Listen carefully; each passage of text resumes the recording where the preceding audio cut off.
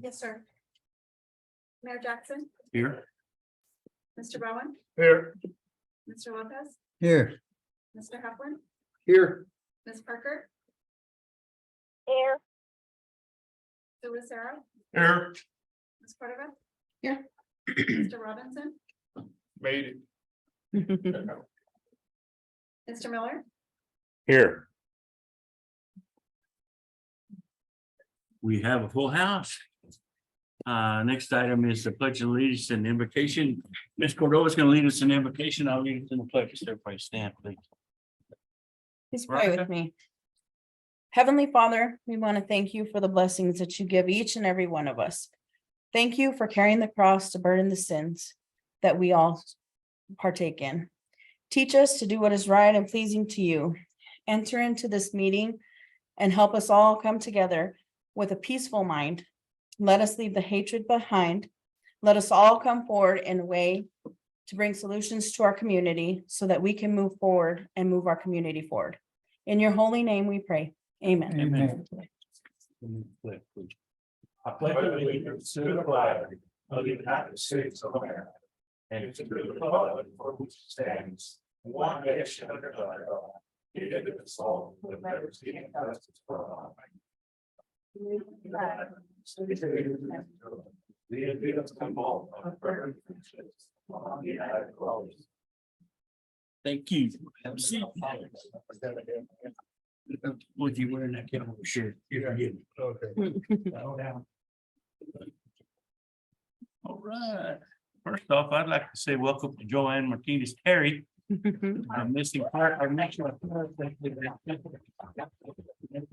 Man, we miss you. All right, next item is a meeting that was held on August 8th, 2020. Those minutes are in your packets. If there's any changes or if not, we'd move to entertain action to approve those minutes, please. Move to approve. Second. Motion approved by Mr. Lucero, a second by Mr. Bowen. Since we have two members that are zoomed in, we're required to have a roll call vote on each and every item, so we're gonna have that roll call vote. A lot tonight. Will you read the roll call? yes, sir. Mr. Bowen, Yes. Mr. Lopez, Yes. Mr. Heflin, Yes. Ms. Parker, Yes. Mr. Lucero, Yes. Ms. Cordova, Yes. Mr. Robinson, Yes. Mr. Miller. Yes. Very good. Those minutes are pressed. Are passed. The next item is a presentation. We have August Employee of the Month.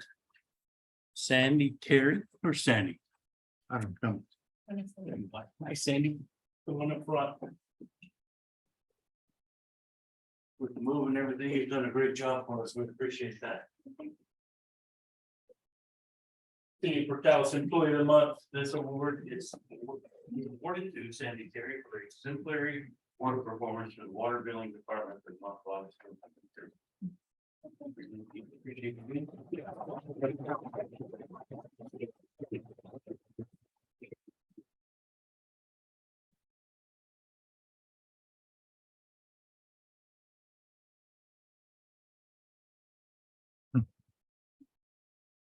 Sarah, will you take the next item, please?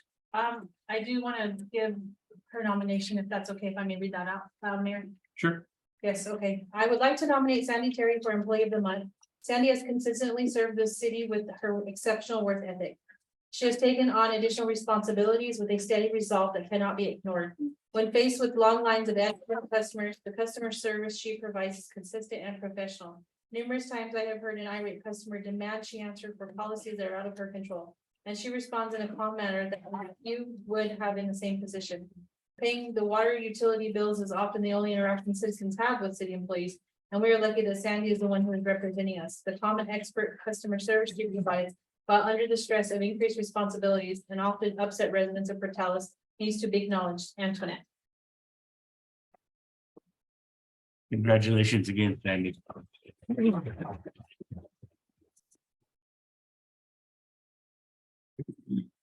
Mayor, would you come to the podium, please? Yes, sir. Give us your update.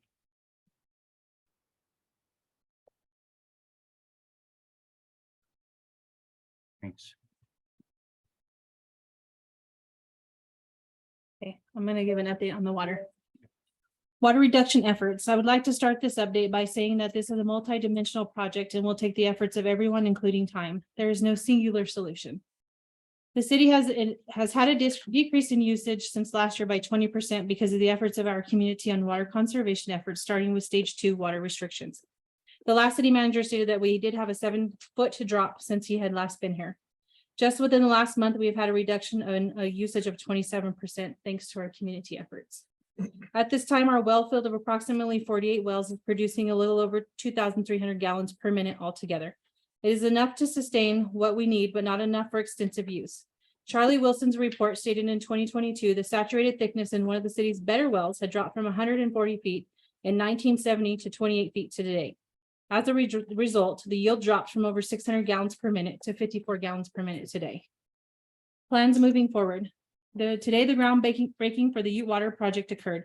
This is a piece of the puzzle for the future of our water. This will bring in a replenishing water resource, but not a permanent solution. Our reuse system. Currently, we have 19 fire hydrants that can produce 15 million gallons of fire suppression. The cemetery and softball complex are on the reuse system. We are working on adding Lindsay Park next. The city has been able to work with DFA to capture their wastewater, and their lines have been ran. We are repairing our tanks to hold that water. We are entertaining ideas with businesses to come into our city to use the reuse water. At this time, the state has only approved reuse water for fire suppression, watering our parks, and dust control for construction companies. Cloudcroft had worked for over 30 years towards using reuse water for potable water, and after many years and expenses, they are unable to proceed with our goal of using reuse water for potable water. Property acquisition, well field expansion, and water storage are what the city is working on for water production. We have a notice of intent to the Water Trust Board to ask for $80 million in funding for these projects. The grant only pays up to $20 million with a match between 10 and 20%, depending on our household median. These projects will have to be done in phases subject to funding. We have brought in a new engineer to give us the health and wellness of our well fields and wastewater plant. We met with them today at 2 o'clock, and that would be Wilson and Company. They did a tour of our wastewater plant and our well field, and they're going to give us a report on that after they compile their information. We will continue to work towards water conservation efforts with our communities. I am working at setting up a meeting with the Ogallala Land and Water Conservancy with Miss LaDonna Clayton. We have alternative conservation efforts that should include xeriscaping, upgrading appliances to high efficiency appliances, and any gray water initiatives. Right now, we're researching the possibilities of collecting rainwater off the roofs and having incentives for that. The possibility of privatizing the system has also come up, which is something we are discussing. Water conservation, irrigation methods, and extending our water conservation incentives. I do stand for any questions that anybody may have. I have a question. How long did how long did the engineers think that study would take? I didn't get a time frame on that. He just said he'll get back to us as soon as possible. Today was his first speaker, Oscar. Yeah. Sarah, thanks for your report. I noticed in your outline that Dr. Wilson, back in his report 2020, he also mentioned the process of gray water, household gray water. Are you guys disregarding that process, or No. are you looking into that for household use for that water, which is not going to a toilet? That's six Right. words. Well, so- Quote. Yeah, so we're looking at incentivizing gray water use, but the state does allow for that, and we have put how you can do gray water on our website if anybody's interested, the steps that you can follow, because not everything can be put on there, and there are certain piping that you have to do, but we're pushing for that. The reason I asked that, I talked to a local plumber and asked them to figure out what would be the cost of that. And so far I haven't had a report from them, but it appears that Dr. Wilson suggested we should look into that. Yes, And I guess to me, I'm saying maybe that should be a part of our plan too, is to yes, incorporate household water as gray water and come over if it's cost efficient. yes. That's a great idea. Thank you. Anyone else? How long do you plan on us being on stage 3? Right now, I don't have a time frame. Until I can produce more water, I can't pull that stage 3 off. And that whole point is to get more production. Can I ask a question? Sure. That first report that you were talking about, was that prior to the co-op agreement with the city? The co-op agreement started in 2001. I believe it was a 20-year agreement. So that we do a report from Charlie Wilson every single year. So this was So the you latest. Had a report every year Yes, and knew where we stood. yes.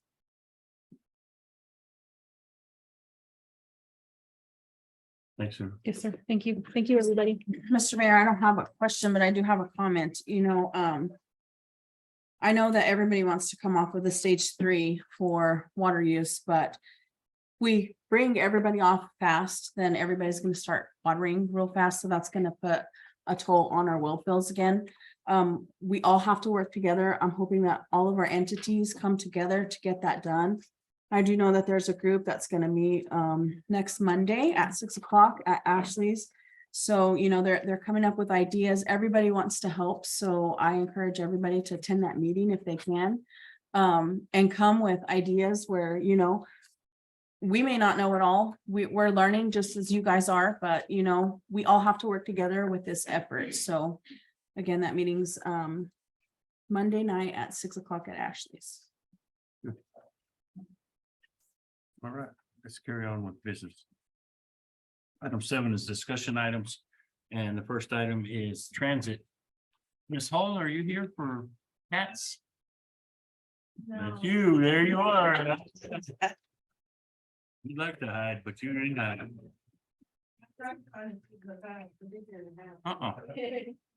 Front row. No, you. Thanks for being.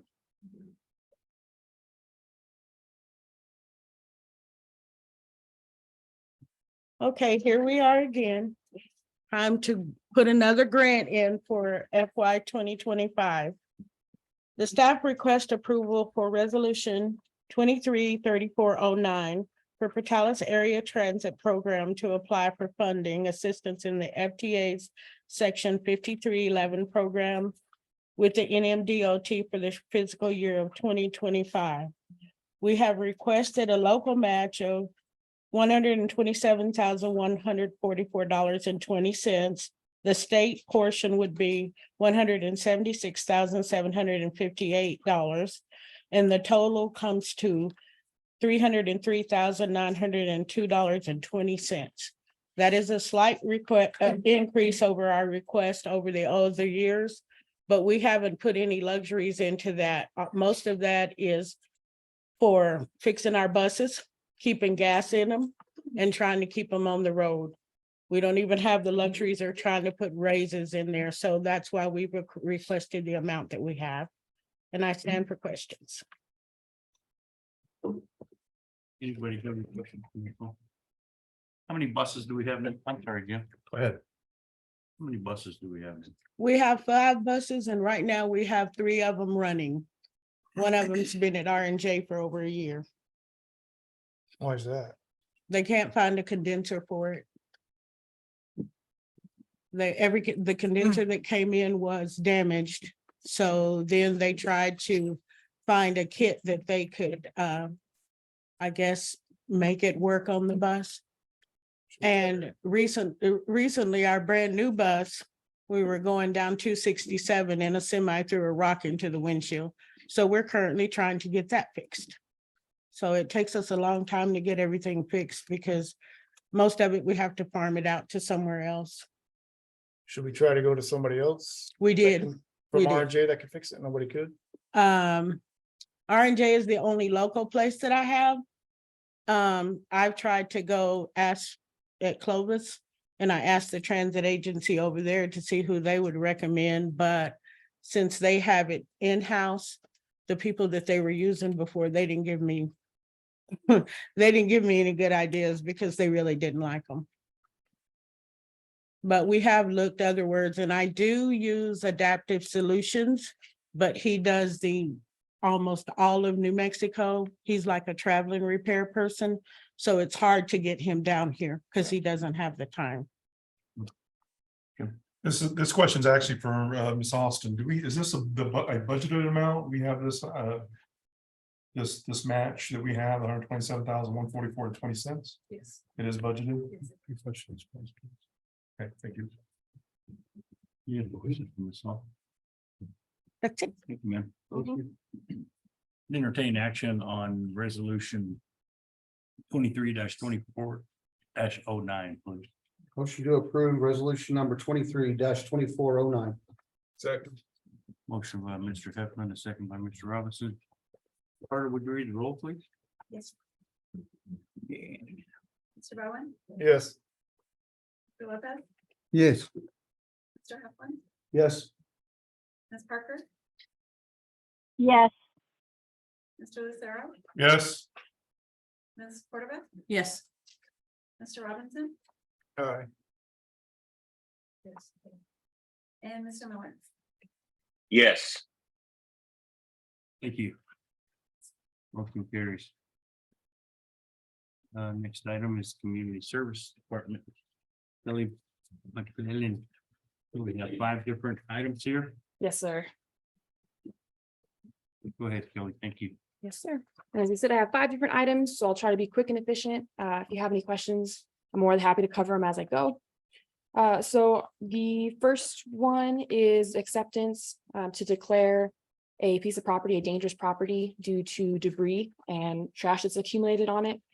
The property, it's one piece of property, but it has 3 registered addresses. Those addresses are 507, 509, and 511 North Avenue K. A certified letter was sent April 28th, 2023. It was returned as no one picked it up. We attempted to serve the property through local law enforcement, but they were unable to. So we posted the property July 18th, 2023. That started their 90 days. Those 90 days will run out on October 16th. After that date, we'll bring it back, if approved as a dangerous property, to see how you'd like me to proceed. I've spoken to the property owner's brother about cleaning the property.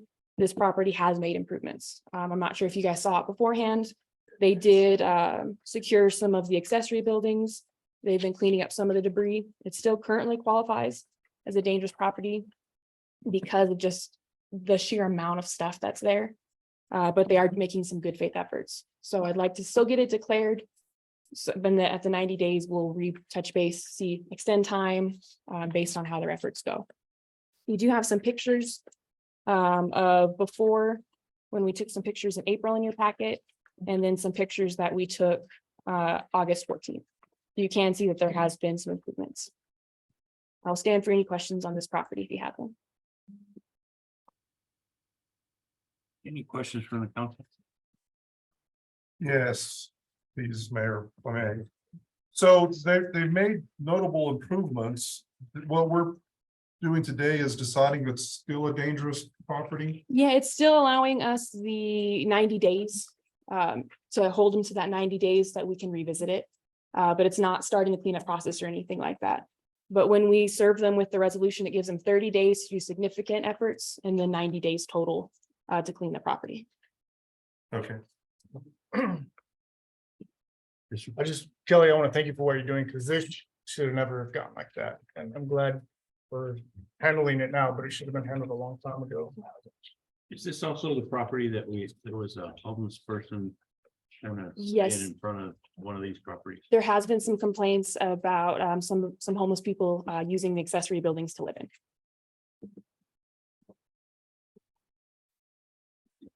They're still living there, or? The accessory buildings were closed. The property owner has not reached out to date to the police to have any homeless people moved. So without the property owner's request, the police cannot remove anybody. But the brother did close up those accessory buildings, so they're not being used in that way anymore. I'm sorry, you said the owner said not to remove them?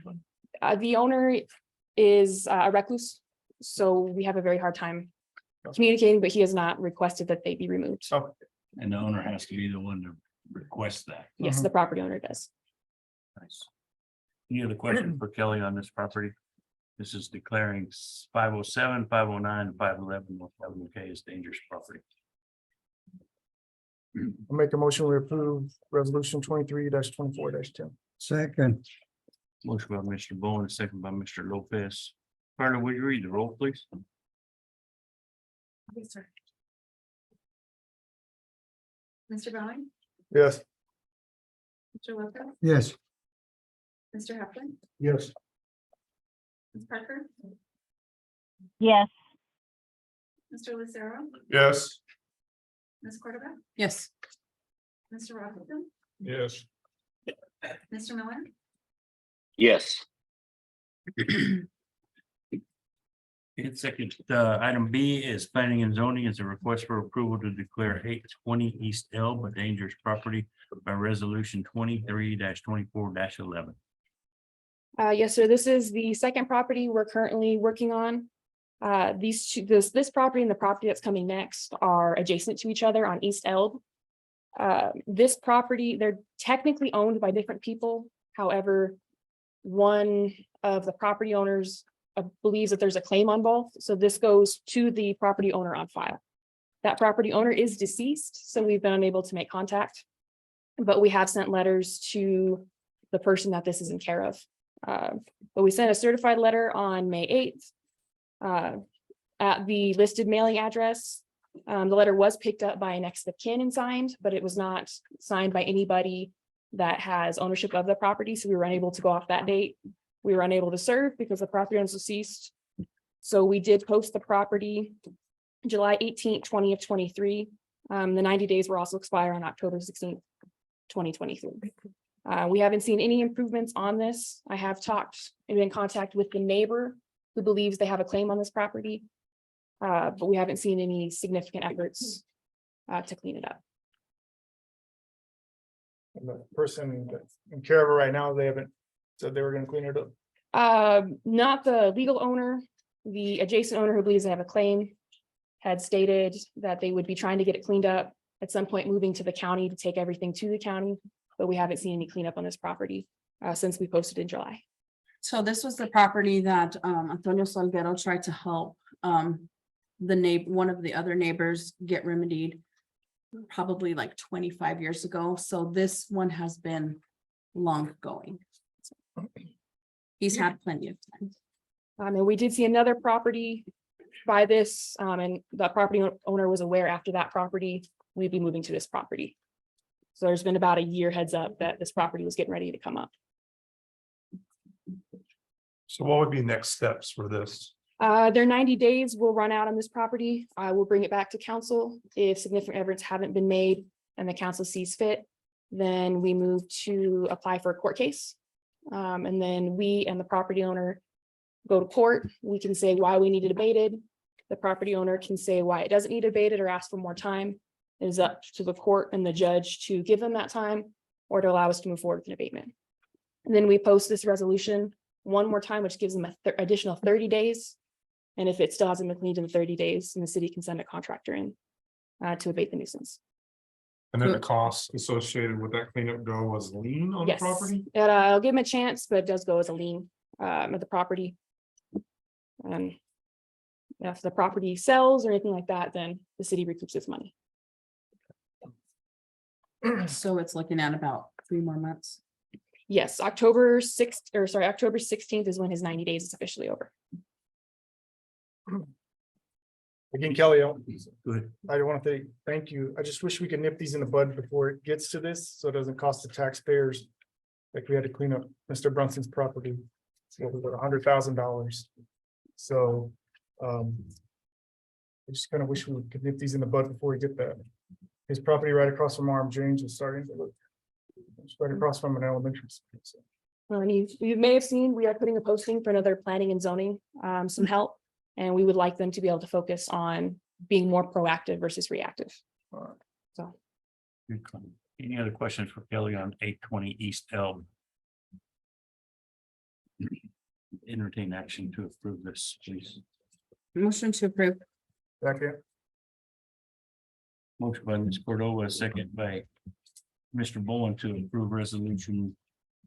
Let's see, resolution number 23-24-11. Carla, would you read the roll, please? Yes, sir. Mr. Bowen, yes. Mr. Lopez, Yes. Mr. Heflin, Yes. Ms. Parker, yes, Mr. Lucero, Yes. Ms. Cordova, Yes. Mr. Robinson, Yes. Mr. Miller. Yes.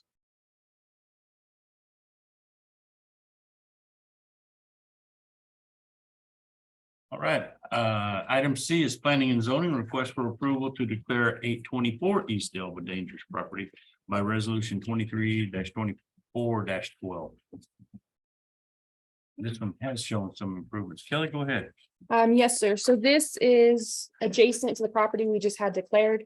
They're being used as one big property. So they're very alike in how they are seen, and it's the same owner of the belongings that is spread onto both properties. This property is the one that's legally owned by the person I've been in touch with. Same history, had been given some warning this L property was coming up because we do have some complaints from surrounding property owners concerned that it's decreasing their property value. We've seen a little improvement on getting some of the cars out, but it's still at this point very much a dangerous property. And it's pretty much the same certified letter. Was returned undelivered. So we did end up posting the property July 18th. The 90 days will run out on October 16th, just like the other property. If you have any questions, I'd be happy to answer them. Go ahead. Kelly, I mean, these eyesores are there.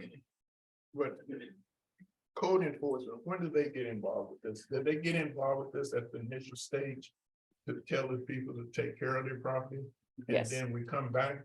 So why wasn't that brought to attention at that time? Yeah, so code enforcement does the initial reach out. They do door tags, certified poster, we start with certified letters. So it only comes to me when they're considered uncompliant, When it's what? when they're considered uncompliant, Okay. that they've been given quite a bit of time, some leniency, and the property still hasn't been abated. And then it comes to council and then it goes to the law. And then go to the court system, to the municipal judge or something? Yes, Have after, the judge rule on this? so they don't go to the juries. It's just a hearing between us and the judge.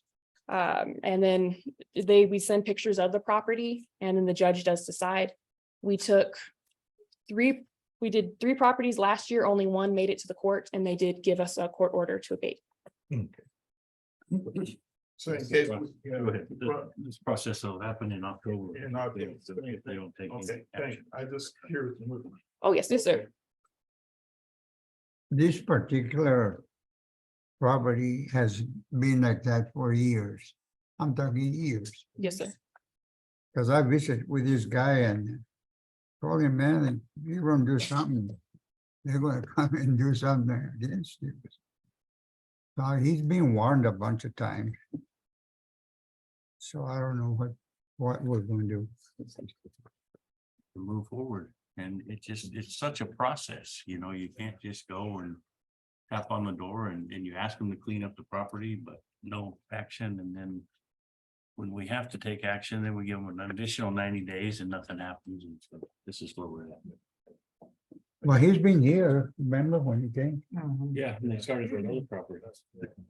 They made some moves and then we gave them a little more time and they just kind of not any more moves. Anyway, this is resolution 23-24-12. Under entertain action to approve that, please. So Mayor, I move that we approve. Second, Motion made by Mr. Robinson, a second by Mr. Lopez. Carter, would you read the roll, please?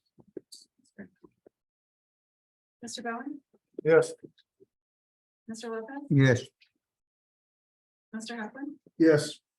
Ms. Parker, yes, Mr. Lucero, Yes. Ms. Cordova, Yes. Mr. Robinson, Yes. Mr. Miller. Yes. Thank you. Kelly, stay at the podium. Airport though, so you're done planning and zoning. So All yeah, yours. yes, sir. So for this, we're requesting approval to release an RFP, which is a request for proposals. This proposal would be for engineering services for our airport. We do projects once or twice a year, and we have an on-call engineer that we list those specific projects in this, and then they respond to the proposal, giving us costs, and then we pick based off of that. We have some projects that were switched out, with ineligible projects that were on our last one. So we cannot do those projects until we have a new MSA in place that specifically states those projects. So we're just asking for permission to release or request proposals. And then we would come back with the negotiation with the contracts. So this is increased release. There we go. I looked to our CPI, I knew she'd be better than me. Any questions, for Kelly, on this RFP? Mayor, if I may. Yes, sir. FAA grants are fantastic because of the matching that involved. I mean, it's a great deal for us, so I commend you and thank you for applying for these type of grants because we get a lot of return on a little bit of investment, so Yes, sir. thank you for that. If anyone doesn't know, the FFA usually matches us 90%. And then the state will match us 9%. So the city only ends up paying 1% Right. of very large projects. So it's really nice for matches. Yes. That's actually the second item on here, so. Yes. So now we're asking for action on the RFP. Motion to approve. Second. Motion by Ms. Cordova, second by Mr. Heflin. Carla, would you read the roll, please? Yes, sir. Mr. Bowen, Yes. Mr. Lopez, Yeah. That says read. Yes. Parker, yes, Mr. Lucero, Yes. Ms. Cordova, Yes. Mr. Robinson, Yes. Mr. Miller. Yes.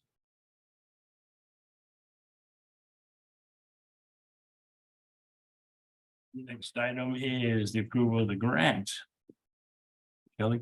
Yes, sir. So in a previous city council, we got permission to apply for this grant. This is the federal part saying that they will cover their 90%, which is $89,000 and $92. The state, we touched base with the state because they haven't given us their assurance yet that they'd cover their section. They said we should expect to see that grant this week. So this approval is contingent on getting that award from the state as well.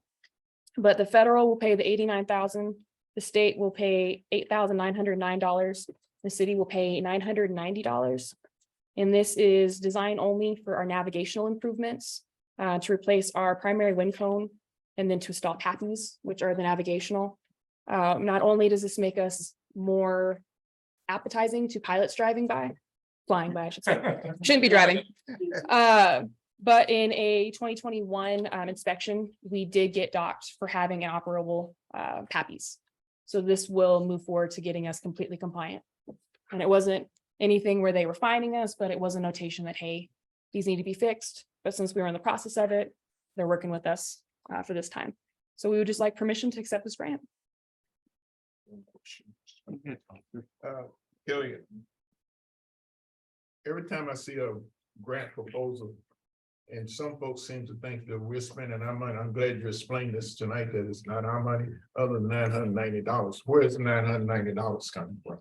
So it is a budgeted, it does come from the general fund for this. And these grants are very specific. They have to be used for airports. These are not grants that we could use for roads or water projects.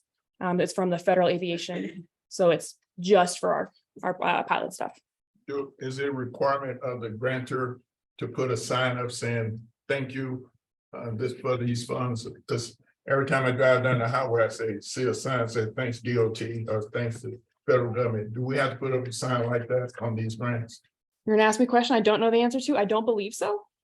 But they probably appreciate it. Yeah, They- They give them 90%. They do, yeah.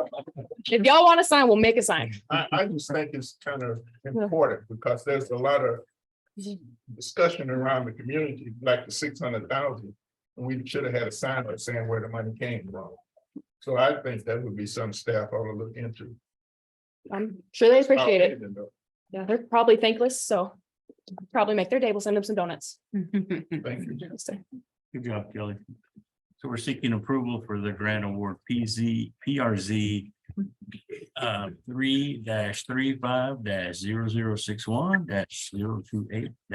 3-35-0061-028-2023. So So. moved. I'm No, second. Aye. I second, bro. faster than you. Okay. Motion by Mr. Robinson, a second by Mr. Lopez. Carter, would you read the roll, please? Mr. Mayor, do we need to make it contingent on the state paying their portion? I don't know what. On the state paying their portion? Or just, Well, I think her explanation was that they have already agreed to pay that portion. and it doesn't, I think we need to make it Okay. contingent. sounds good. Anyway, Sorry, Carter, Carla. No. Mr. Bowen, Yes. Mr. Lopez, Yes, Yes. Ms. Parker, yes, Mr. Lucero, Yes. Ms. Cordova, Yes. Mr. Robinson, Yes. Mr. Miller, yes. Thank you. Thanks, Carter. Next item is from the police department, Chief Williams. Yes, sir. May- Thank you, Mr. Mayor, Council. We're asking you to allow us to enter into the contract with Novoa Global for the speed enforcement cameras. The contract was sent to the league attorneys, I believe, and they did not have any issues that I was aware of.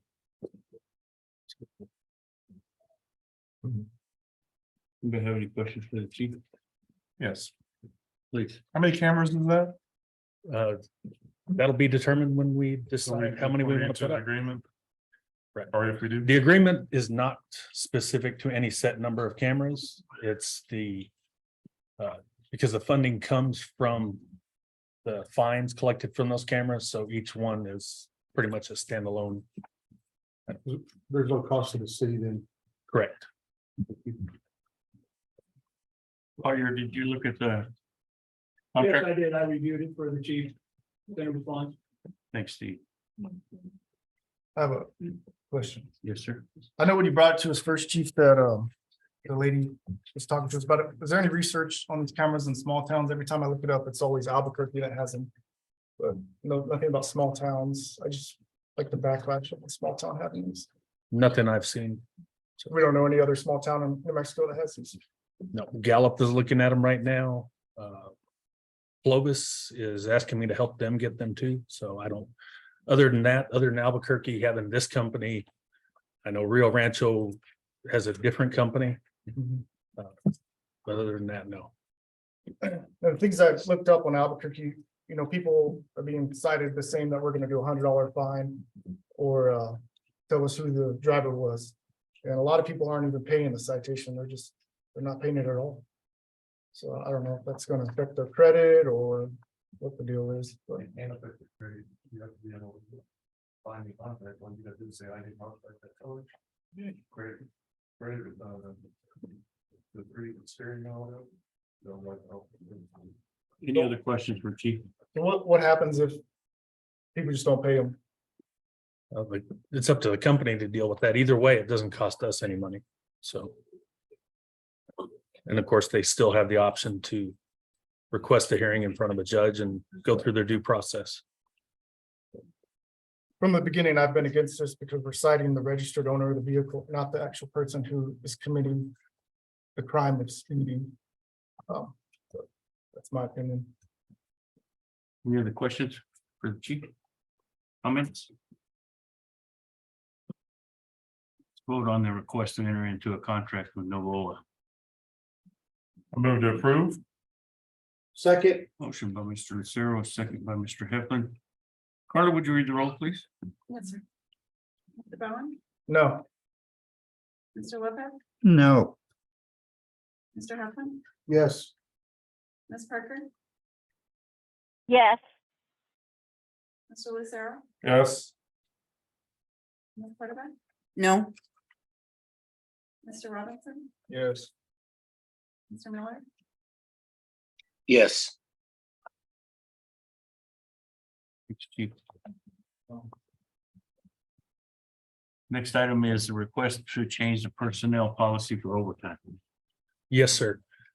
When we were doing our negotiations with Safer New Mexico, this go around, our liaison had suggested that maybe we change the overtime rate for conducting these traffic grants to double time instead of time and a half.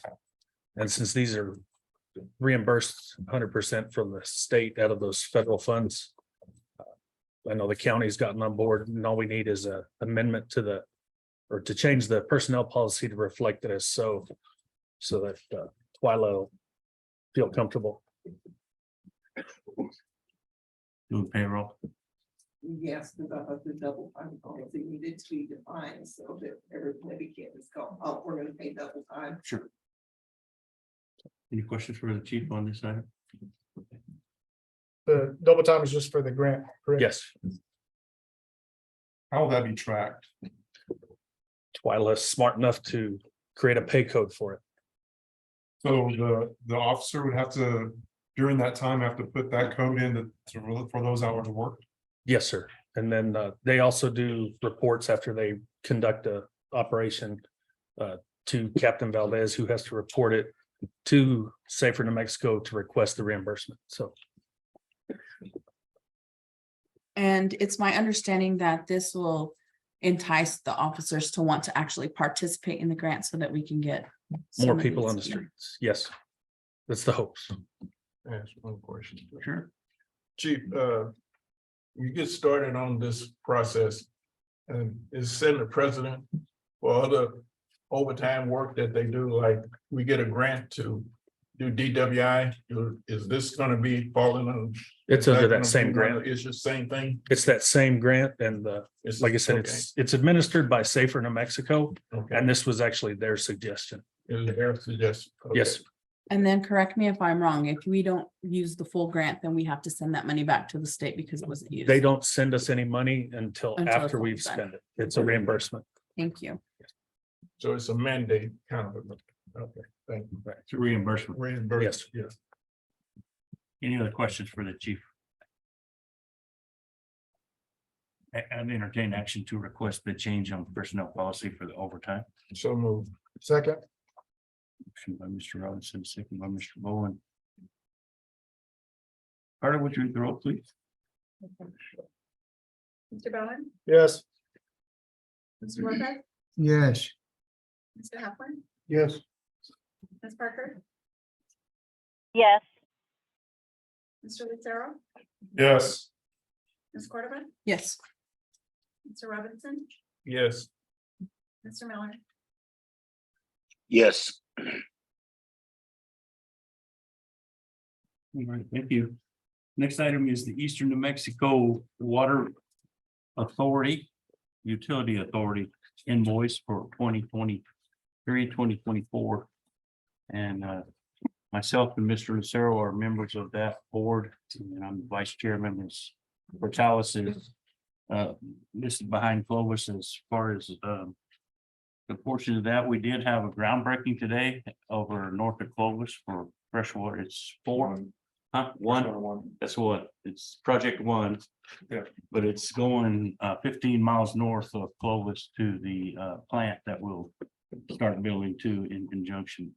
And then freshwater 3 is our portion that will start again in the fall. That's coming down the Cannon Highway. Remember that we did last year.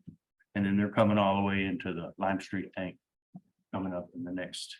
They'll start in the fall, and that bid's already been sent out. And so it's Smithville again, Jim, is that what we said it was? Yes, for the Finchwater 3. Yeah, for our project, same company that worked on the other one coming down there, Base Island. But this portion is the city of Portales's portion. It's $617,975 bill for our membership dues in accordance with the 2023 finance plan. That amount has been budgeted through our budget system, so.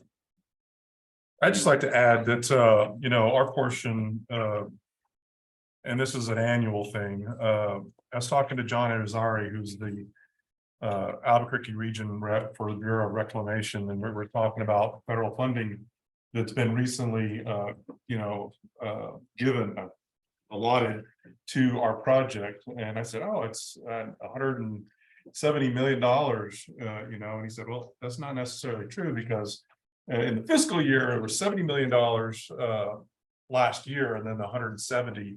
So we have gotten $240 million for this project, which funds all the way up to, I think he said, to raw water one, which is up to the Cap Rock. So that is already fully funded basically from the Cap Rock to Portales, Elida, and so forth. So a lot of good things are happening and moving relatively quick.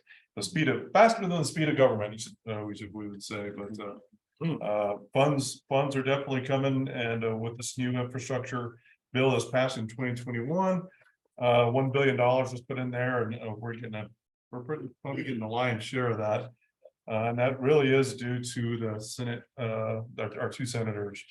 They have done a tremendous amount to advocate for funding for that.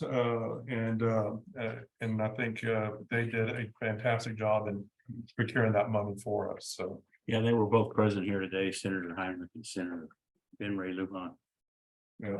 Were present at the groundbreaking today, so that went off without a hitch. Anyway, anybody have any questions for us? We're going to take action to approve the member contribution invoice.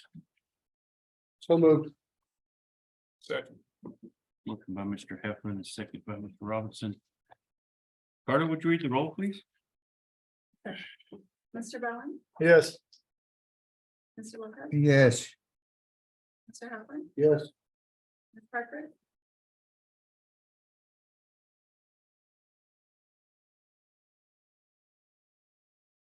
Parker?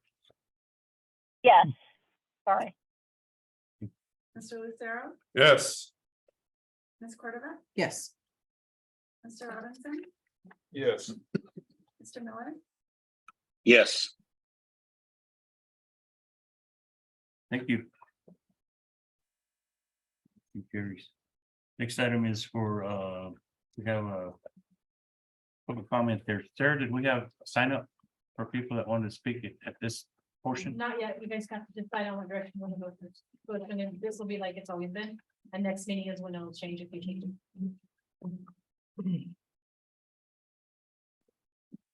Okay, so anyway, we're at the public comment section of this. We've been trying to tweak our agenda a little bit, so we have a little time to talk and maybe answer some questions as well. We talked about that. So at this time, I'm going to read the public comment, public input section, which is no action will be taken. Any matter not known about or which could not have reasonably been foreseen prior to the time of posting of the agenda. This agenda item is for information purposes only. Public comments will be limited to 3 minutes per speaker, limited to one presentation per meeting, and no more than 6 speakers on each subject. Councilors will not respond to their comments or questions to avoid any violation of the Open Meetings Act. Direct any questions and requests for information to the city manager and Larry. It's time. So I'll open the floor. Anybody that wants to come up, if you want to come up to the podium and have any questions for the council or any comments, feel free. Mr. Mayor, Mike? I just point of order. I thought this was an item where we were going to discuss where we're going to place this on the agenda and how we're going to go about it. I didn't think this was where we were going to do public comment. Am I mistaken on that? I thought we were moving it up. No, not yet. You have to decide that as a council, and that's what this was for, to discuss that. Where you want to place it out on the agenda and how you want to move forward. Well, don't I feel, Bill? I do. I misunderstood. Yeah, Mr. Mayor, I asked Sarah to put this on the agenda. Someone from the community had asked, why can't they comment on something before we vote on it? So I just thought we should move public input to the top of the agenda so they can comment on something before we vote. I think it would be a smart idea to move it. Mike, I appreciate you doing that. Yeah. Okay. So that's the discussion. That's kind of the that you thought about moving it up to the. Yeah, I think we to the opening of the meeting. Yes, sir. We're on the agenda specifically. I would say the very first thing right after the minutes are approved, Or Or, yeah. invocation. or right after the invocation. Or I'm sorry, the pledge. Yeah, the invocation and pledge. Yeah, right after the pledge. Mr. Mayor, Go ahead, Mike. you know, I attend different commission and council meetings. You know, the smoothest way I've seen this work is putting it at the beginning of the agenda, and that everyone has to sign up that wants to speak. And you call on those people that have signed up. They put on there what they want to speak about. You know, every one of the councils or commissions that I attend to have basically the same comments that you just made with regard to the time limit, the number of people that can speak on, you know, a single subject. That's pretty common on council meetings that I've been to in other communities, both large and small, and also you know, even some county commission meetings in Lee County and Eddy County. So I have no problem with moving it to the first, as long as we you know, keep decorum, and that's my input. We verify where council can also answer questions as well. You know, we discussed that as well, and I'm open for discussion on that. You know, we had talked about being able to have an open discussion. This gentleman here had mentioned that to us, that sometimes it helps to have that open discussion. We may not be able to give you a complete exact answer of what action we're going to take, but at least I think I would like to see us open up the I also conversation. would like to see that scratch for open discussion. I think that's good. would like to do what? I would like to see that scratch on there too, for us to be able to answer some questions with the quorum, of course. Scratch it or add it. Or add it, well, right now it says we can't, Right. so we we would can add. add, we can, or we can scratch it. We're just talking about when we read the public input portion. Take out- Mr. take Dorr, out- we can do that. And you have the Open Meetings Act allows you to allow public comment in any of your meetings. So you have the right to set it up how you want it, and where you want it on the agenda. Can I ask a clarifying question, Mr. Moon? Please. So if we move it up, Mike said they have to sign up. So if they don't sign up, then they cannot speak. If that's how you If said. that's how you want to set it up, if that's how you want it handled. Okay. And when do they sign up and where do they sign Yeah. up? What we What's the can do timing is- of that? I'm always here at least an hour before the meeting starts. If they come in within 15 minutes before the meeting starts, I'll have the sign-in sheet ready to go, and then I can get it to the mayor right before the meeting starts, so we don't disrupt it. And Mr. Mayor, you can always, right before the meeting starts, ask everyone again if they've signed up or they want to sign up before you call the meeting to order. I've seen it done that way. You know, the only thing, and you know, I may get beat up for saying this. The only thing I think we have to be careful of is that we don't get into debates with regard to items on the agenda before we get to those items on the agenda. I mean, even when you attend a legislative hearing, you know, there's no debate with the dais and the public. You hear their comments, and you know, you take those into consideration. And then when it comes to that item on the agenda, you know, if you want to address what somebody's brought up, but it's a debate between the members of the council at that point in time on agenda items. Thanks, Mike. Because no action can be taken, right? I mean, that's so we won't violate. Not during the public comment. But we can take those into consideration as we're discussing. When it gets to that item on the agenda. Right, and what it does, I mean, it gives the public a chance to see the agenda, and then if they see something on the agenda that they want to discuss during the open part, then they can bring it up. We're not going to take any action on it, but we can at least get the input. Does that make sense? So do we need an action item on this right here on the changes we decide to make, or is that just implemented? It would be for By- the next meeting. I'm sorry, go ahead. No, I'm just saying, do we need to make an action or a motion on the changes we'd like to see made? Yes. It's really your agenda. You don't need a motion. You just have to give instructions to the Okay, city so- manager. If you want it moved to the front, then it'll be moved. I think for the minutes, Mayor, you should probably say, it so it's clarified on the things we talked about. Sure, I don't think we have any question or any Yeah. issues with moving it up to the No. front, Daniel. No. That's a good idea. And I don't mind us taking out the item 2, that when we read the public input part of it, that does make the statement about the counselors will not respond to comments. I don't, you know, I've always. But with no felt like- debate. But with no debate. We can have some discussion, but we're not gonna make any decisions or any action on that particular item that the person's talking about.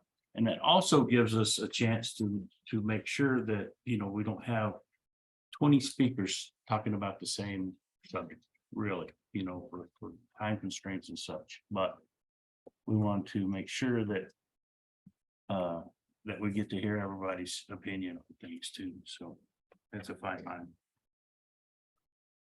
But I think for the next meeting, I think we move that up on the agenda.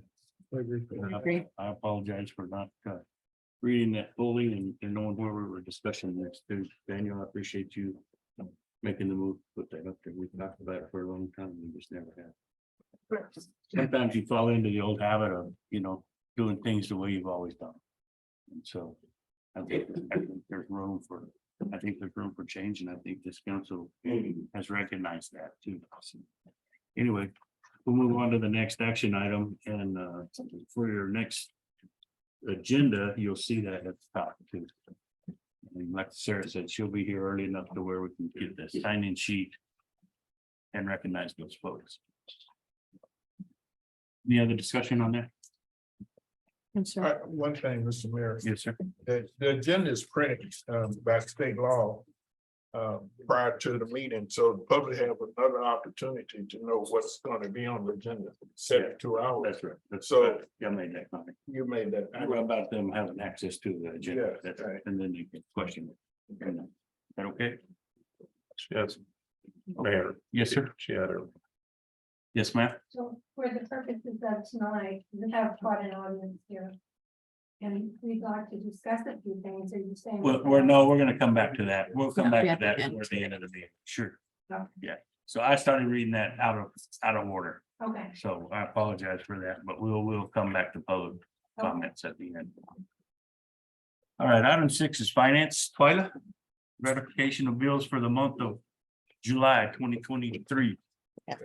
In July, our bills were $1,029,085.78, and there was only one large item this month, and that was for the skid steers for the forklift for streets, and it was $78,845. If you have any questions, we'll see if we have any answers.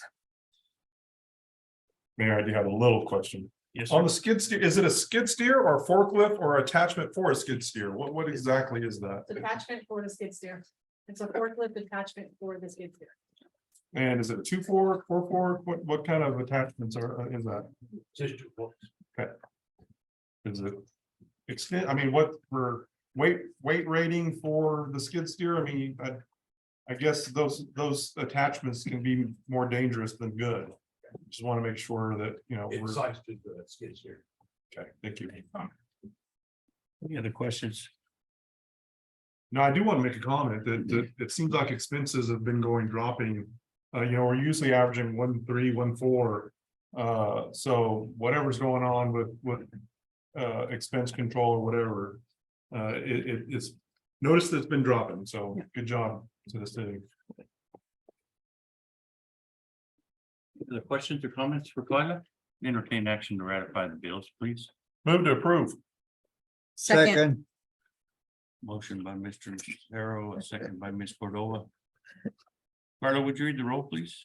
Yes. Mr. Bowen, Yes. Mr. Wojtek, yes. Mr. Copeland, Yes. Ms. Parker, yes, Mr. Lucero, Yes. Ms. Cordova, Yes. Mr. Robinson, Yes. Mr. Miller, Yes.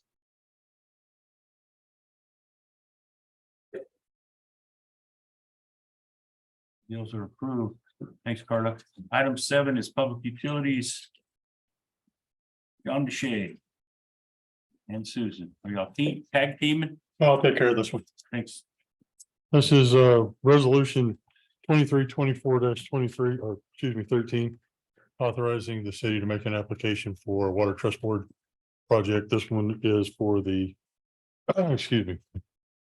This one is for the Blackwater Draw Wellfield improvements. This is the one that we're putting in for $60 million. And these are the items that Sarah had touched base on. Correct. If you remember, this is the stuff we talked about in the meeting with you and Mr. Miller and Sarah and Susan and myself. Mr. Deshay, 20 million is the max that they're allowing, but the 60 million, is that gonna be in 3 phases? The $60 million could be phased out however we'd like it to be. We made the application this large. Mr. Miller had suggested that we do it because there's quite a bit of money available at the state level. And it's actually $20 million per entity, not per project. But this project, both of the projects are eminently feasible. Thank you. You have questions for Mr. Chair? Entertain action to approve resolution 23-24-13. Motion to approve. Second.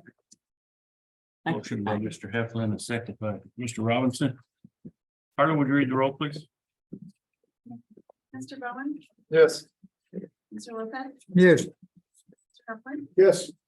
Ms. Parker, yes, Mr. Lucero, Yes. Ms. Cordova, Yes. Mr. Robinson, Yes. Mr. Miller, Yes.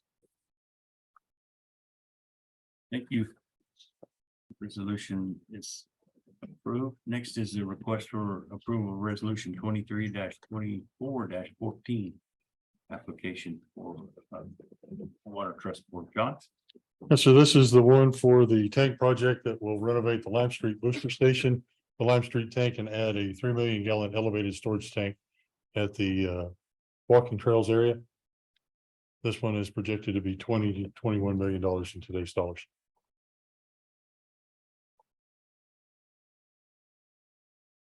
At the walking trails by the softball complex? Yes. I'd like to put a tank there to help even the pressure out all the way across what we call the pressure plane. And it also provides us with an extra 3 million gallons of elevated storage. Fantastic. So that would make, if we got this 3 million gallon tank. I think me and the mayor were talking about this. We have a 7.5 million capacity right now. It brings us to over 2 million gallons of capacity storage. Our current capacity is 9 million gallons, 6 million gallons at Johnson Hill, 3 million gallons in the Lime Street tank battery. This would add another 3. So in an emergency situation, it would give us the full 3 days that FEMA recommends. Lime Street's 3 million? Yes, sir. The boys thought it was 1.5 million. No, it's 3 million. All the better. So when you say in today's dollar, it's, we're probably gonna spend more on this project. The longer we wait, the more it will cost, of course. With the shipping and what's going on in the steel market right now, there's no guarantee of the cost proposal or cost estimates that we have now holding for that time. Thank you, John. But there's enough money to at least complete the project as it is now for the. There again, it's feasible. So if there's only so much that we can go, we can do the Lime Street tank battery, which would be our first step. Making sure that the tank is coated, replacing some of the electrical, redoing the pumps, all with an eye to getting the water project water into that tank. And then we can move forward with building the overhead tank. What was our match cost on that? It'll be 10%. Any other questions for John? Entertain action on resolution 23-24-14, please. Second. Motion by Mr. Cyril, second by Mr. Bowen. Carla, would you read the roll, please? Mr. Bowen, Yes. Mr. Lopez, Yes. Mr. Robinson, Yes. Ms. Parker, yes, Mr. Lucero, Yes. Ms. Cordova, Yes. Mr. Robinson, Yes. Mr. Miller, Yes. Motion carries. Thanks, John.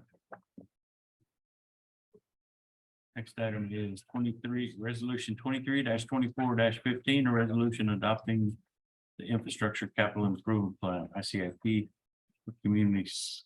Which one am I? Senior Center. Susan?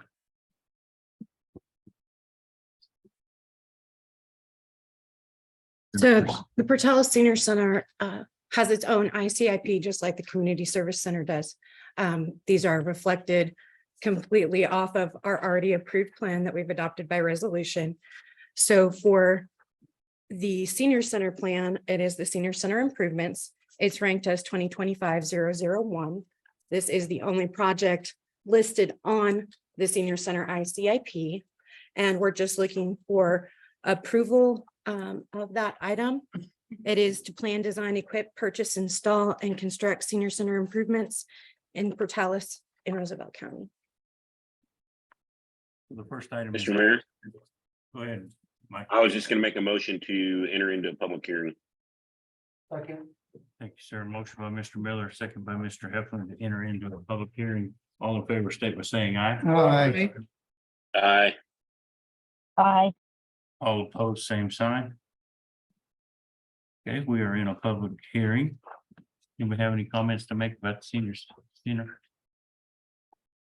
Do you have anything to add?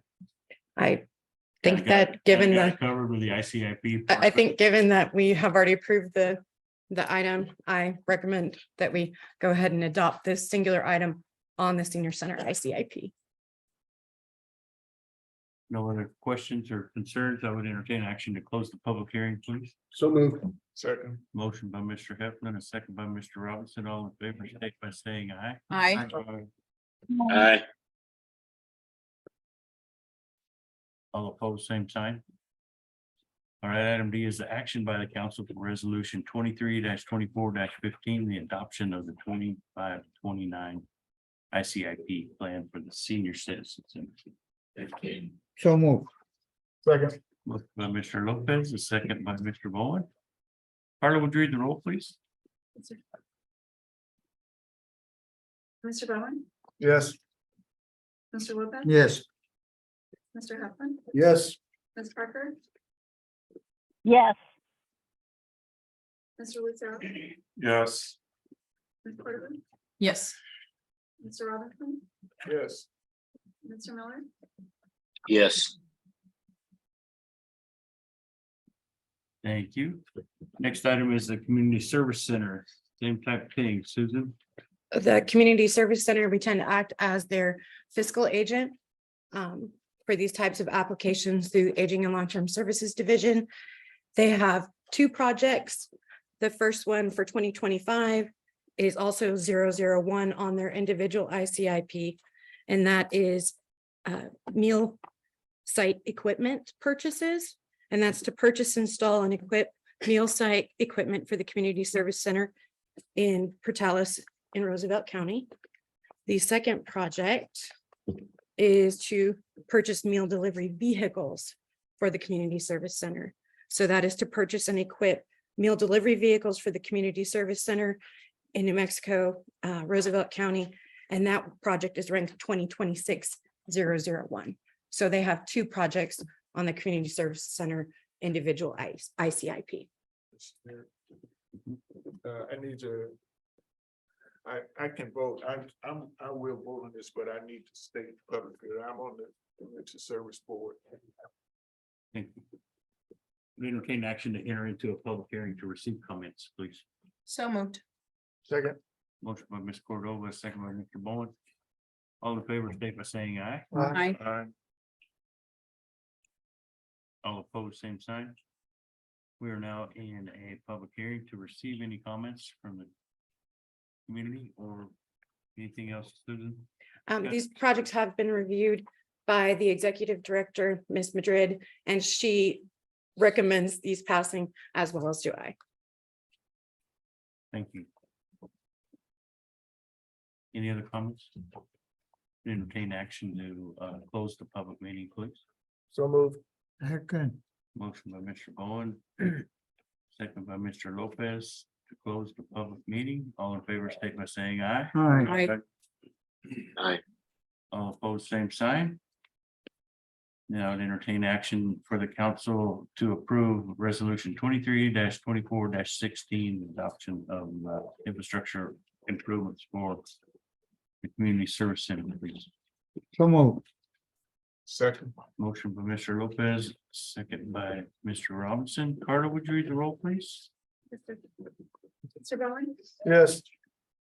Mr. Lopez, Yes. Mr. Copeland, Yes. Ms. Parker, yes, Mr. Lucero, Yes. Ms. Cordova, Yes. Mr. Robinson, Yes. Mr. Miller, Yes. Thank you. That motion carries as well. Next items are items from city manager. First one is a request to approve the renewal American Power Agreement site located at 301 South Avenue C. Yes, sir. Sarah, this is the one right behind the fire department. Yes. This is American Tower and they have a site on our fire station. I did ask the chief if this would affect anything with their fire services and he said no. At the beginning of this year, we approved to go for the leasing amount, not the one-time payment. And that would be $5,000 each month and rent thereafter would be $1,375 and will increase by 5% each year for that, after that amount. Steve Doer and I have worked on this contract since November, so that way we make sure the city's covered. And it was a long contract, but we're ready to move forward if you are. What's the term of the contract? I believe it was 40 years. Do you remember, Steve? It's been 40 or 50 years. Between 40. Contract. Yeah. 50, we got it covered, huh? Any other questions for Sarah? It'll expire on April 11th, 2046.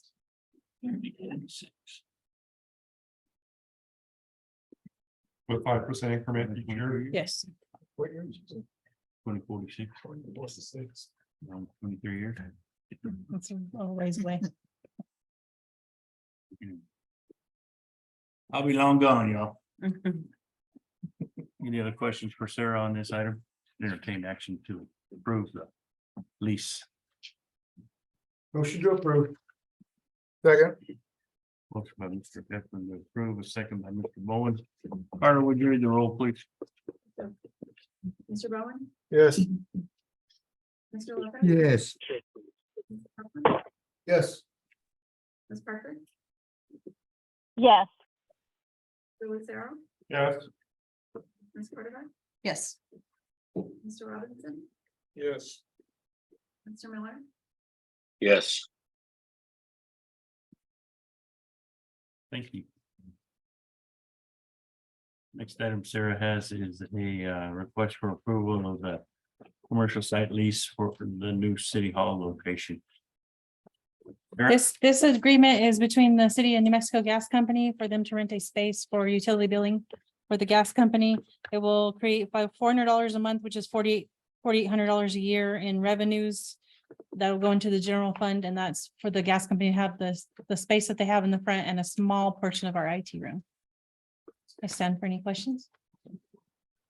Answer their phone or they have a. They have their own, they have their phone, their own IT, their own phone system, their own credit card system. We got our new windows in there yet? Yes. To those two utility windows? Yes, they were put in Good. Saturday. Good. I don't have any other questions. Anybody have any questions on this lease? I would entertain action to approve the lease from the New Mexico Gas Company. Motion to approve. Second. Motion to approve by Ms. Cordova, second by Mr. Lopez. Carla, would you read the roll, please? Mr. Bowen, Yes. Mr. Lopez, Yes. Mr. Copeland, Yes. Ms. Parker, yes, Mr. Lucero, Yes. Ms. Cordova, Yes. Mr. Robinson, Yes. Mr. Miller, Yes. Thank you. Next item is a request for the approval of the Roosevelt County Community Development Corporation funding request of $50,000. Sarah? Yes, Mayor. So RCCDC is requesting 50,000 from the Economic Development LEDA Fund, which was approved at the LEDA meeting on August the 9th. And the matching fund, which is budgeted with the city of $10,000 to contribute towards the success of the organization, which will help marketing strategies, the director's salary, grant writing, stakeholders, strategies, and much more. And I did notice that Ms. Diaz is in the audience, so if you have any other questions, she'll also be able to answer those. Jody, thanks for being here. Do you have any comments? How's it going over there? Pretty good? Good. Yeah, Jody came and gave us a report not too long ago, so you're doing a good job. Anybody else have any questions for Sarah? Is this our normal? Yes. 2,000 total, Yes, 50 from LEDA and 10,000 from the general fund. yes, sir. Any other questions from the council? I'll entertain action to approve this. I move we approve. Second, Work by Mr. Sarah, second by Mr. Heffernan. Carla, would you read the roll, please? Mr. Bowden, yes. Mr. Lopez, Yes. Mr. Huffman, Yes. Ms. Parker, yes, Mr. Lucero, With my past relationship with RCCDC and current, I abstain. Ms. Cordova, Yes. Mr. Robinson, Yes. Mr. Miller. Yes, Right, now we're to the part that we've all been waiting for. And I'll reread this again, because we're at the right portion now. It's public input for which no action will be taken. We're sticking with this tonight. We'll change our agenda next week or 2 weeks from now and have a little more openness. But we'll get everybody in tonight. So anyway, public opinion or public input for which no action will be taken to any matter not known about or which could not have reasonably been foreseen prior to the time of the posting of the agenda. This agenda item is for informational purposes only. Public comments will be limited to 3 minutes per speaker, limited to 1 presentation per meeting, and no more than 6 speakers on each subject. Councilors will not respond to comments or answer questions to avoid any violations of open meetings. Direct any questions or requests for information to the city manager in writing during regular business hours. That being said and read, I'll open up the floor. Who wants to speak first? Sam?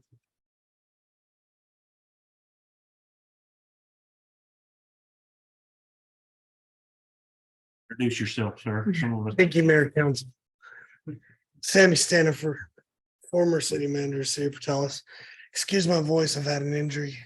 I'm struggling speaking.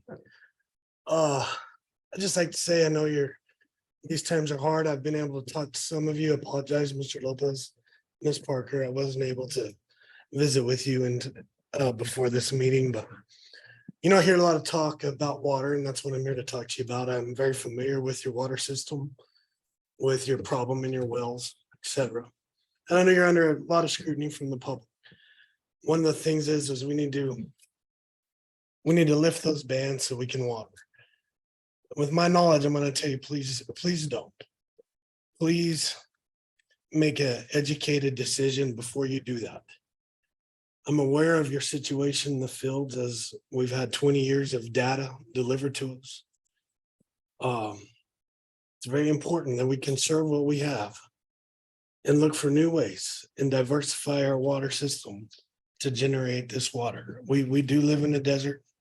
70% of New Mexico is in the desert. We don't see big, vast yards in many parts of New Mexico. This problem isn't any one person's problem. It isn't any one person in this room's problem. I can't solve it by myself, and neither can you, and neither can anyone here. The way we have to solve our problems, the way this community solves our problems is they work together. And when you're chaotic at the top, it spreads down to your community. That's pure chaos. So the first thing we have to do is we have to unite. We don't have to like each other. We don't have to agree with each other, but we have to work together to solve this problem. And it starts with you. Staff's not innocent either. Staff, you have to work together and bring a united front. That's where people will follow. Then we have to educate our public. This is what we have to do for our future. I can leave town faster than anybody here. I promise. I chose not to. I want to live here. I'm no longer a public servant and I don't ever intend to be another one. But I am an active member of our community and I hope to stay here forever. And so if I could relay a message to you, just make educated decisions. You're going to see a lot of propaganda out there that sent through Facebook. They're uneducated. And I say you either have two things, you're either uneducated or ignorant. I'm using the nice word, it's uneducated. We hear about beautiful yard contests. We can have a beautiful yard contest. It didn't say who can who can have acres and acres of green grass. It said beautiful yard. I looked at the application. Did anyone look at the application? That's a rhetorical question, but I did. Bonus points are given for xeriscape. That's the future. There are thriving communities. 70% of Mexico's thriving without big, beautiful yards. Go to Albuquerque, Las Cruces. They're growing tremendously. Our water's been abused a little bit. It's created some problems we have now. It's solvable, but it's solvable by all of us. We have to work together. And that's the only way I've seen so many incidences in this community. Whenever there's a crisis, we see the public jump up and we help. I've been on my knees. I couldn't go any further. And someone put a hand on my shoulder and said, thank you. I went 10 more hours. But if those words are detrimental, you're gone. So people, we got to help each other. This problem's got to be solved together. And, if I can encourage you to start at the top, I've encouraged staff, we got to unite and let's go from there. But I'm willing to help and thank you for giving me an opportunity to speak. Thank you. Thanks, Sam. Thanks. Sammy. Who's next?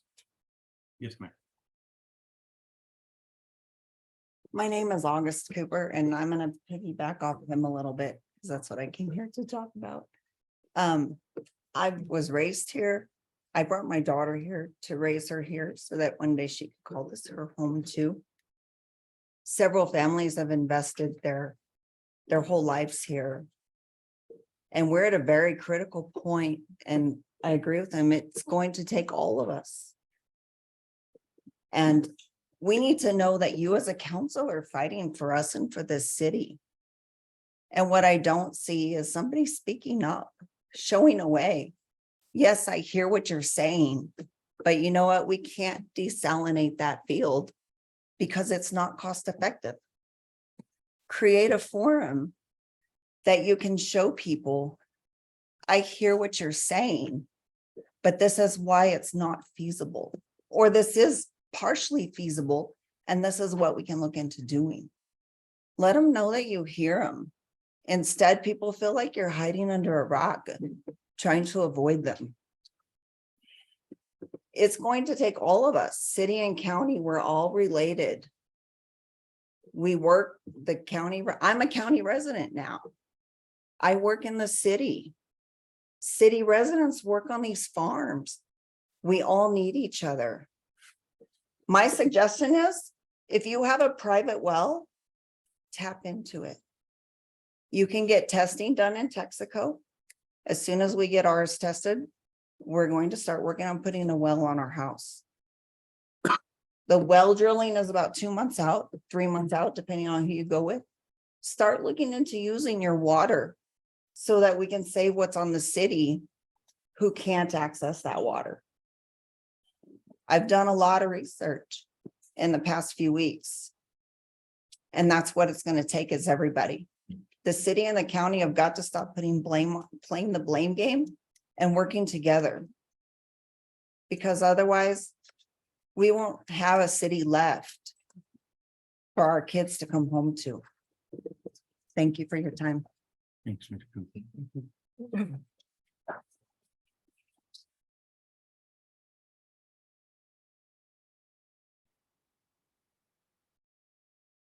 Hey, how you going there? My name is Derek. I have a couple possibilities of Last solutions. name, Derek, I'm sorry. Oh, Derek White.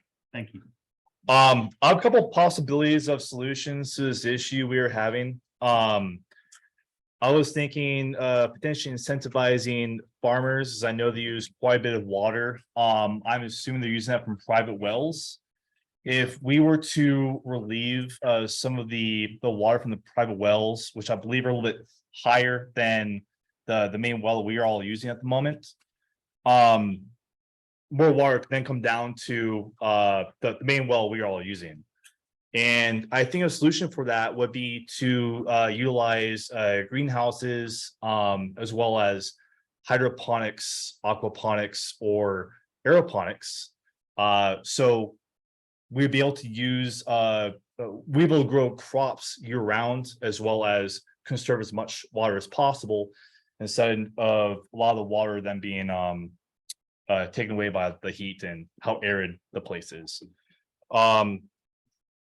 Additionally, if we were to have an incentive for wild plants, it would prevent us from nonstop using water on the lawns and encouraging native wildlife as well, which I think would be fantastic. Thank you, Mr. White. Anyone else?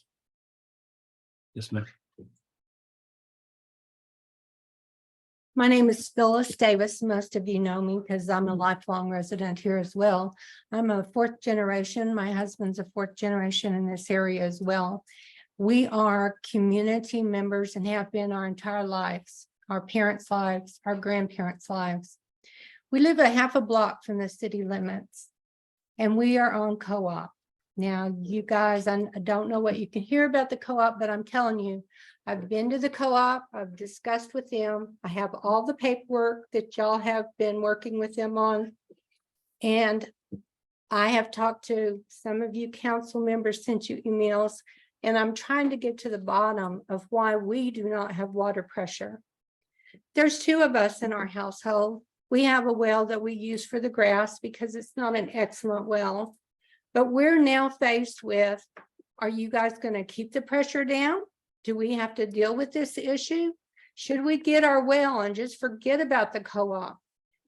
I, at this point, have heard from people in the town that believe we're at blame because our city manager says our area has gone beyond the restrictions of the stage 3.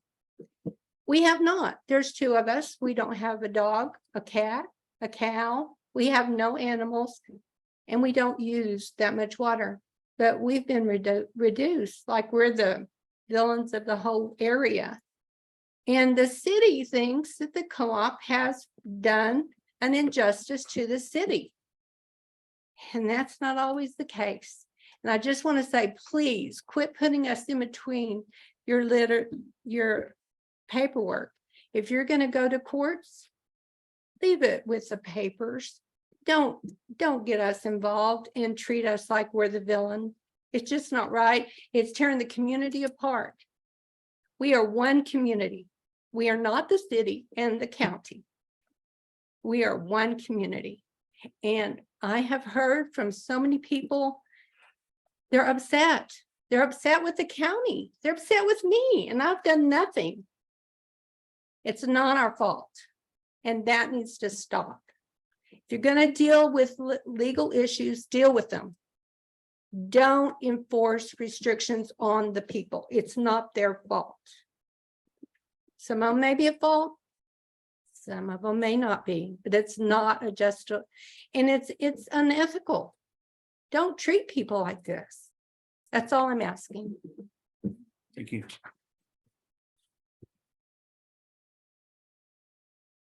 Anyone else?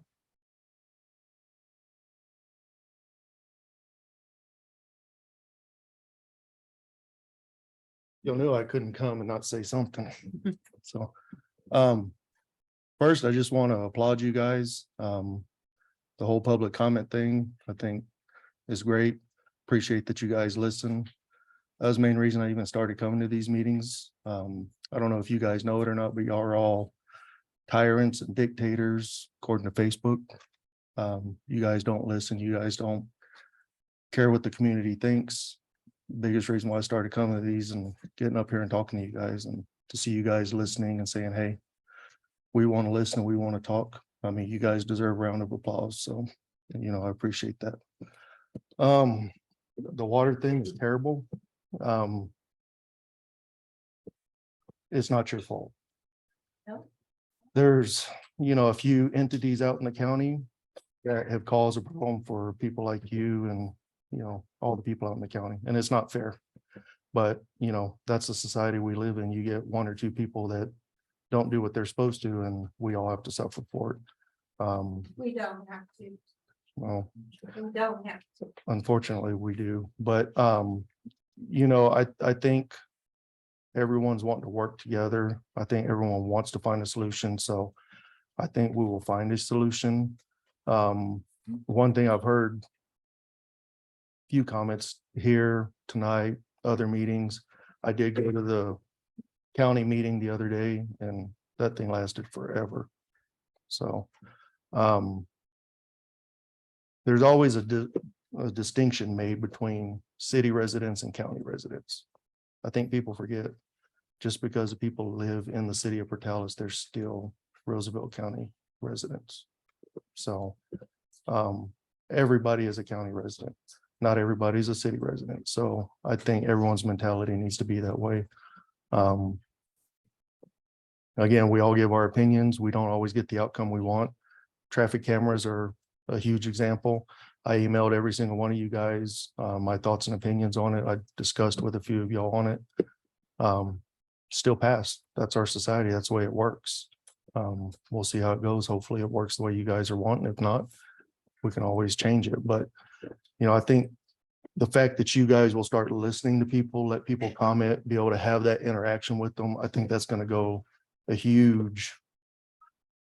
think it's going to do a lot of stuff for the community. Because me, myself, after talking to a few of y'all, even though the vote didn't go the way I wanted, I at least feel like I gave my opinion. You guys heard me. You guys knew where I stand. Whether you agreed or not, doesn't matter. People just want to be heard. People want to know that you guys are listening. People want to know that you guys care, whether you vote their direction or not. If you guys listen, I think that's what people want. So again, I really applaud you guys for the changes that you guys are going to make, and listening to people, giving them a chance to talk, interacting with them. I agree 100% with the whole debate thing. We don't need to get up here and have debates over it, but to be able to, like you said, some people are just uneducated and they just have questions, and maybe if you guys can answer those questions, they feel better about what's going on. So appreciate you guys, and look forward to some more openness with the meetings. Thanks. Who else? Mayor.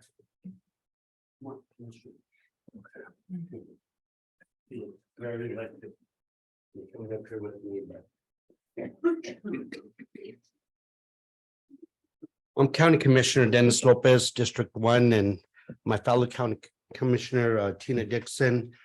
And we received a lot of calls in reference to this issue on an ongoing basis, day to day, at a constant.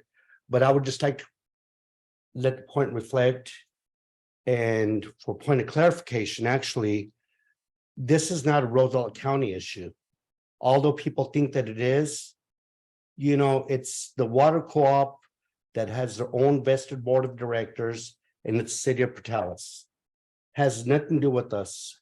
Yes, we will support, we will help, we will do anything that we can do that's vested within our domain, but we're not going to overstep our boundaries and do things that we shouldn't do, because a city entity, municipal government, has their own council, mayor, city manager, and so does the water co-op, Roosevelt County Water Co-op. They have their own board of directors, and we cannot undermine or do anything else.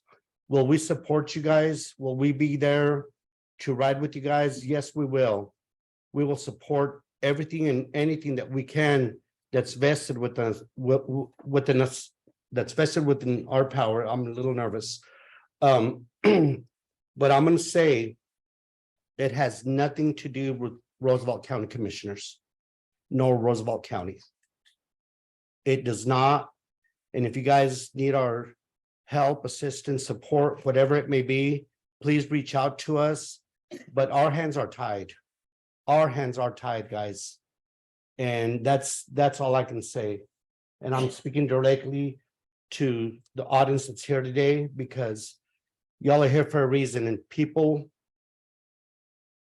are power. And I just love that you guys came out to be proactive and address this issue.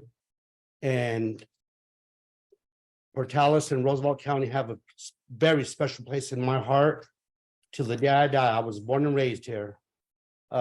So with that said, I'll turn it over to Commissioner Dixon. I also had a lot of phone calls, and so I would like to reiterate that it is not a Roosevelt County government issue, because we do not have the authority for any of the water utilities or anything like that. We do not have any of that. So it is not a commission. We do not have the authority to do that. But I would like to also comment on what he said before us. He is correct, and we have said it several times at the commission meeting. I know myself, I say it all the time.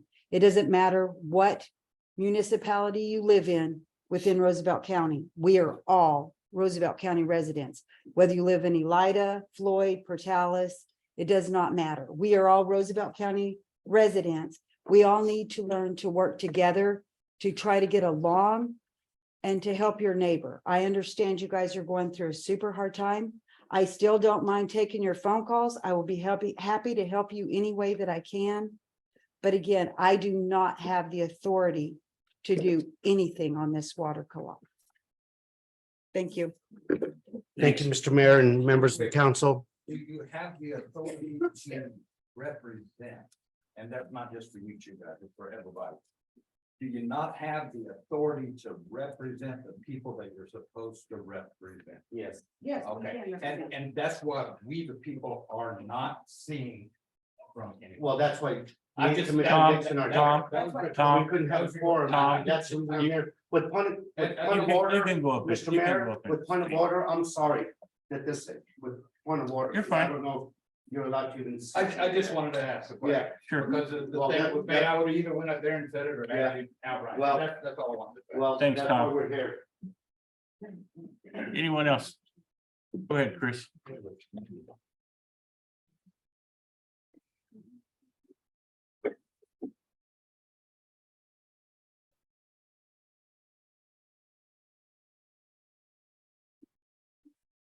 Yeah, my name is Chris Wood. I'm a city of Portales resident. I'm also a resident of Roosevelt County.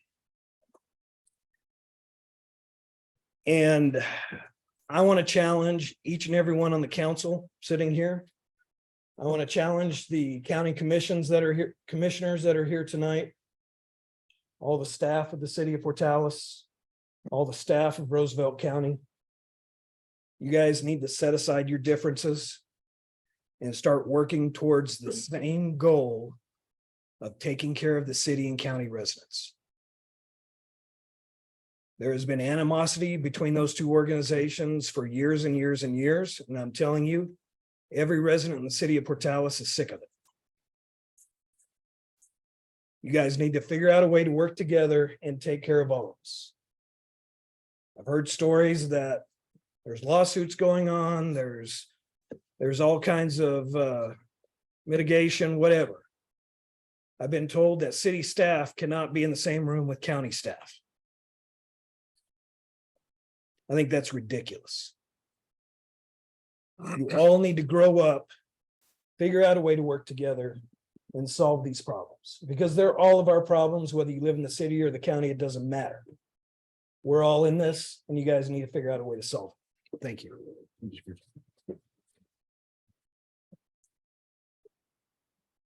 Anyone else? Yes, ma'am.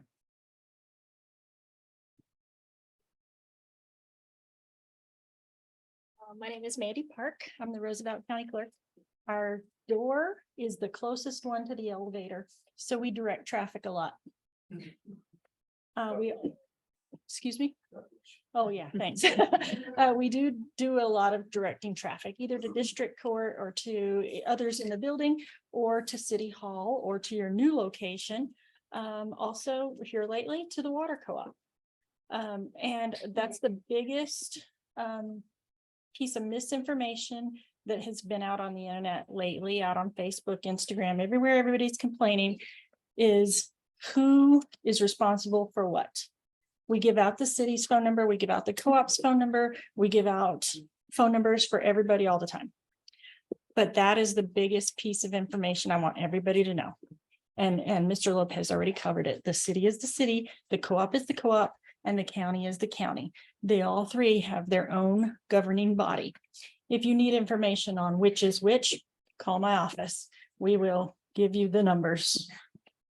And I also wanted to thank Chris Mitchell for doing the same thing. She has corrected a lot of misinformation lately, and I appreciate that.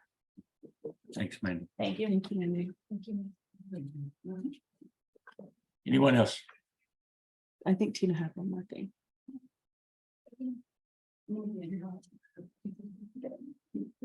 Sorry, didn't take your time. And I understand what y'all are talking about everybody getting along. But I would like to say that we have been doing city and county negotiations. And yes, it probably has been going on for years.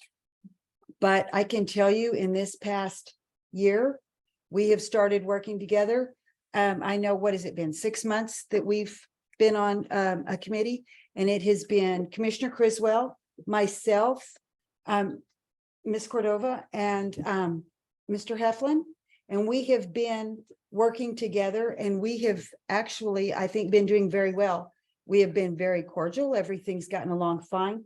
We are working towards getting things resolved between the city and the county and the things that we have, because we do have mutual things that in the past have been done through in-kind services or whatever, that we are trying to figure out different ways and to put numbers to things, because what may have been set in place years ago doesn't really work now. So it takes time to work through these things, because we do have to put the Roosevelt County residents, it is your money. We have to be good stewards of your money.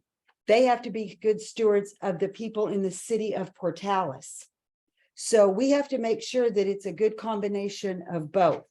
So we are trying to work together. We have had several meetings. We met 2 weeks ago. We just spoke today, as a matter of fact, to set up another meeting. So I just wanted to say that we have been working together. And as far as I know, I do believe I get along with every single one of the council people, as well as the employees. Go to church with several of them, including the fire chief over there. So I do try to get along with everybody, and I do try to be a good neighbor. And so if you guys ever have a concern about any of that, or you think that I'm not doing my job as a county commissioner and I'm not representing you, please feel free to call me. My number is posted on our website. You can get my cell phone number. You can come to my house, whatever you want to do, because it is out there. It is public record. So I encourage you, if you have questions for me, please call me. Don't talk behind my back. Call me to my face and I will give you a straight answer. May not be the one you want, but you will get an answer. Thank you. Thank you. Anything from staff? I just want to thank the public for their water conservation efforts. I know it's not easy right now, but I've seen a lot of outpouring of support, and I just want to say that I really do appreciate that as city manager. So thank you. Thanks, Sarah. Council? I would just like to echo Tina's comments. We have been working together and it's coming along well. I mean, we did find a solution for our dispatch. We're working on fire and EMS and detention right now. You know, things don't go as fast as we all want, but you know, I'm also like Tina. I have answered a ton of emails. If I haven't got to your emails, just know that I'm working them in order. And there is a lot of emails that come out there. I take phone calls at work. I take phone calls at night. I take phone calls all the time. If I don't get back to you, I will text you and say, hey, this is the time that I'm going to call. and I do call back. So if you have a question for my representation as well, just, my number's posted as well. So half of you guys know me, you can just call me. And, in my prayers tonight, I did say we all need to work together, and which is true. We all have, what we need to do for our community. Our community is very important to me personally, as it is to all of us. So one thing I just like to say is that, if you have solutions, if you have questions, if you have answers that you feel are going to be what's beneficial for our community, bring them to us. Will I get back to you in a timely manner? Probably not, because I am extremely busy, but I will get back to you. And that's all I have. Thank you. Anyone else? This gentleman, I believe, wants to. Yes, sir. Good evening. My name is John Lon. I'm on the Public Works Board, and I have had to take some time. I've been coming to some of these city council meetings for a while, but I'd had to take some time off on account of childcare. And I actually wanted to say I was extremely grateful to the staff for, especially the AV crew back there, because I was able to catch a lot of the recordings here on the YouTube video. I wanted to say I was very grateful for the time while for that service while I was unavailable. It was really kind of a triviality, but I felt it should be stated for the record that at least I appreciate you guys doing this. Thank you very much. Thank you. Anything else from the council? No. Alrighty. Next item on the agenda is an executive session. And this action is action to convene into a closed meeting to discuss matters provided under the New Mexico statutes relating to limited personnel matters. Example is or for this meeting is city manager and public utilities employees. Entertain action to go into the closed meeting, please. So moved. Second. Motion by Mr. Heflin, a second by Mr. Bowen. Carter, would you read the roll, please? Yes. Mr. Bowen, Yes. Mr. Wethup, Yes. Mr. Huffman, Yes. Ms. Parker, Yes. Mr. Lucero, Yes. Ms. Cordova, Yes. Mr. Robinson, Yes. Mr. Miller. Yes. There we are. So we're in an executive session, please. She is. You work for the New. She's from New Mexico. Okay, I didn't know who you were. Nice to meet you, man. Trying to see a real face rather than a. Wow. An old scowly guy. So Steve, is it Steve? Yeah. Or the other guy? That old guy just sitting there every day. I'm glad to know. All right. You ready, Chris? Yes. Entertain action to convene into an open session, please. So moved. Second. Motion by Mr. Bowen, a second by Mr. Robinson. Carter, would you read the roll, please? Mr. Bowen, Yes. Mr. Wethup, Yes. Mr. Huffman, Yes. Ms. Parker. They're off. She's They're on. on. Oh, they're on. Okay. Mr. Lucero, Yes. Ms. Cordova, Yes. Ms. Robinson, Yes. Thank you. So I would report that action as a result of the closed session that was limited to personnel matters. Considering the city manager and public works employee, there was no action taken by this council. And that being said, this meeting is adjourned. That's a long.